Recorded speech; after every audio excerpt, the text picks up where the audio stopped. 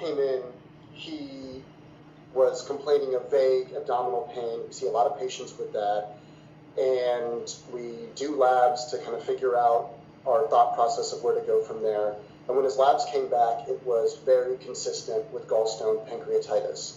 We still have to do an imaging test to confirm the diagnosis, which we're able to do, and we got a CT scan which confirmed that. And that was around 1:30, 1:15, 1:30-ish that the diagnosis came back.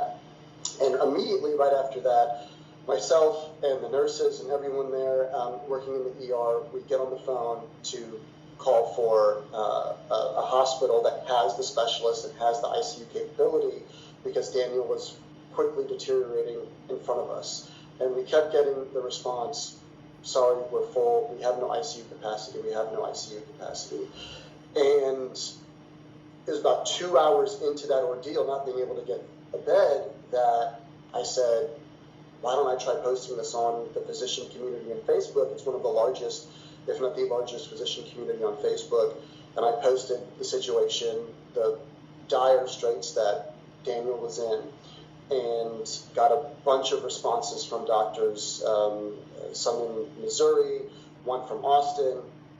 And unfortunately, all of that fell through. I called the numbers they told me to call, and there were no beds. Finally, I got acceptance in Denver, in Colorado, but by that time we had kept making phone calls, and finally, about 5 hours after the diagnosis was made, we got acceptance to the Houston VA.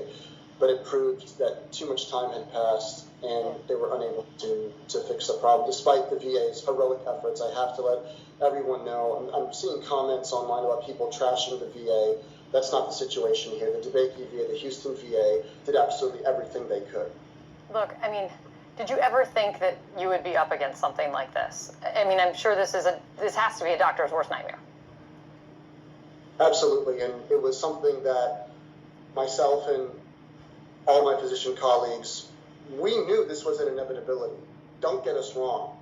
We are in the worst crisis of the pandemic. We wish for 2020 again. I don't know how else to put it, Kate. Right now, we are struggling. My physician group that I work for, Concord Medical Group, we staff hospitals all over Texas, especially rural hospitals, and we're seeing the same exact thing. Right now, at the main hospital I work at over in El Campo, Texas, we have 24 patients, 20 on the floor, 4 in the ICU. One of them does not have COVID.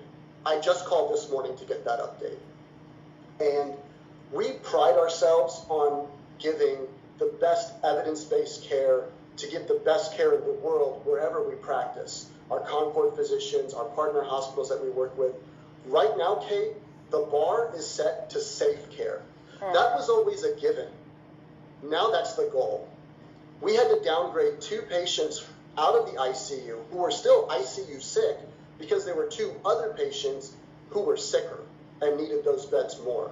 We're making decisions that we've never had to make before.